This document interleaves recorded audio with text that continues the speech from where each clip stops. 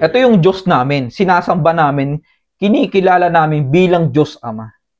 Okay, sinasamba namin, pinaglilingkuran namin, no? At ito 'yon. Ang sabi ganito. At sinabi ng Diyos kay Moises, ako, yaong ako nga. At kanyang sinabi, ganito ang sasabihin mo sa mga anak ni Israel, sinugo ako sa inyo ni ako nga. No? At sinabi pa ng Diyos kay Moises, ganito ang sasabihin mo sa mga anak ni Israel, sinugo ako sa inyo ng Panginoon, ng Diyos ng inyong mga magulang. Ibig sabihin, yung nagsasalita dito, Diyos ng ating mga ninuno. Okay? Diyos ni Abraham, kilala naman natin si Abraham bilang lingkod ng Diyos. No? Si Abraham yung naging ama ng maraming mga bansa, siya yung nakalagay dito.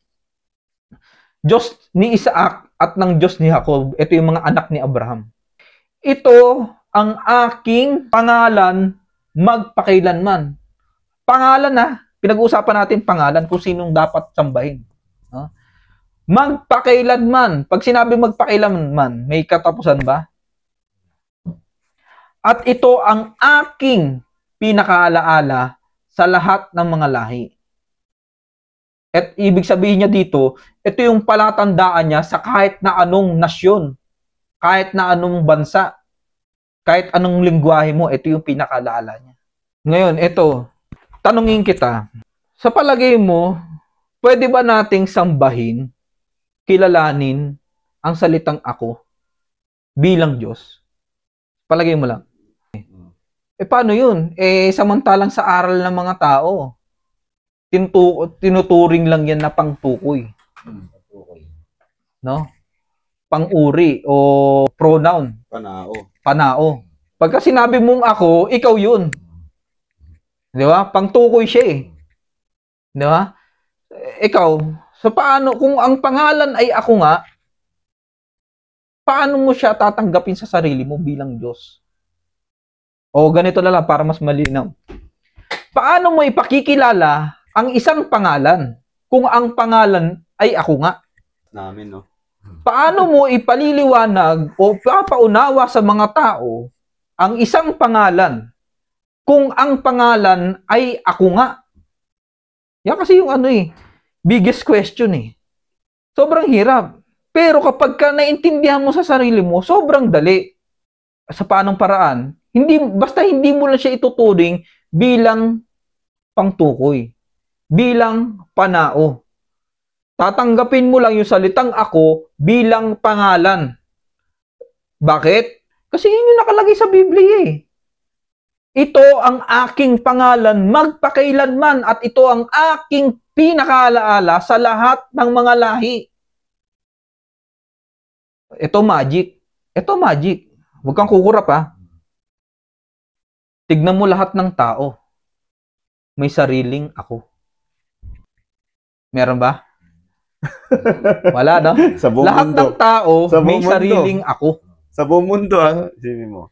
Pero, hindi nila nakikilala. Bakit ganun? Bakit inilihim ito ng Diyos sa mga tao?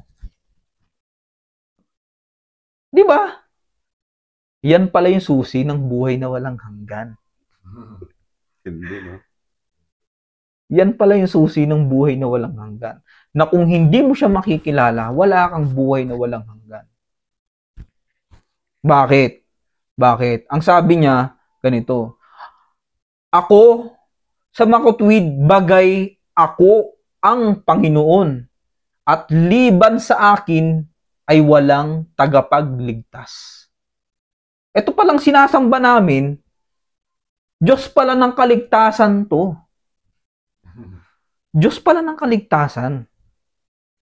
Na kung tatanggapin mo sa sarili mo, tulad nga ng sinabi ko sa iyo, 1:12, bibigyan ka na niya ng karapatang maging anak ng Diyos. Pag tinanggap mo, on the spot ito yung tinatawag na bautismo na hindi na malalaunan pa.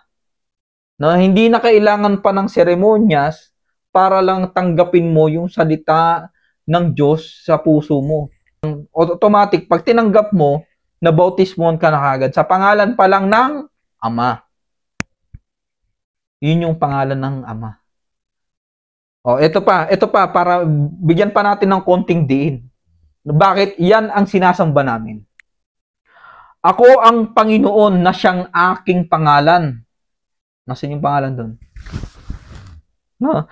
At ang aking kaluwalhatian ay hindi ko ibibigay sa iba, o ang aking mangkapurihan sa mga larawang inanyuan. Anong gusto kong i-emphasize dito sa verse na to? Merong nag-iisang Diyos nagsasalita. At yung nagsasalita dito, hindi niya raw ibibigay ang kanyang kaluwalhatian sa iba. Sino yung matapang na Diyos na yun? O ang kanyang kapurihan sa mga larawang inanyuan. So kung ikaw, sumasamba ka pa rin hanggang sa ngayon kay Jesus Christ, wala kay Jesus Christ ang kapurihan. Hindi sama niya. Okay? Si Jesus Christ ang ikinasangkapan niya upang sampalatayanan ng mga tao. Sampalatayanan, ibig sabihin, paniwalaan. Paniwalaan, ha? Diba? Eto tanong, sino yung pangalan na yun? Ako ang Panginoon na siyang aking pangalan.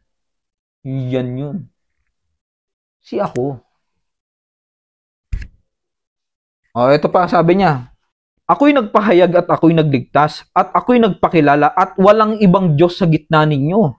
Kaya't kayo ang aking mga saksi, sabi ng Panginoon. At ako ang Diyos. Oo, mula nang magkaroon ng araw ay ako nga, at walang sino mang makapagliligtas sa aking kamay. Ako'y gagawa at sinong pipigil. At sino man ay walang makapagliligtas sa aking kamay. Ibig sabihin, ito talagang tagapagligtas. Ako'y gagawa at sinong pipigil. Baka kasi may marinig ka sa mga susunod na panahon, hindi kasi ang sinasamba namin, Diyos na makapangyarihan sa lahat. Diyos na kataas-taasan ng buong lupa. Di ba? Diyos ng kataas-taasan.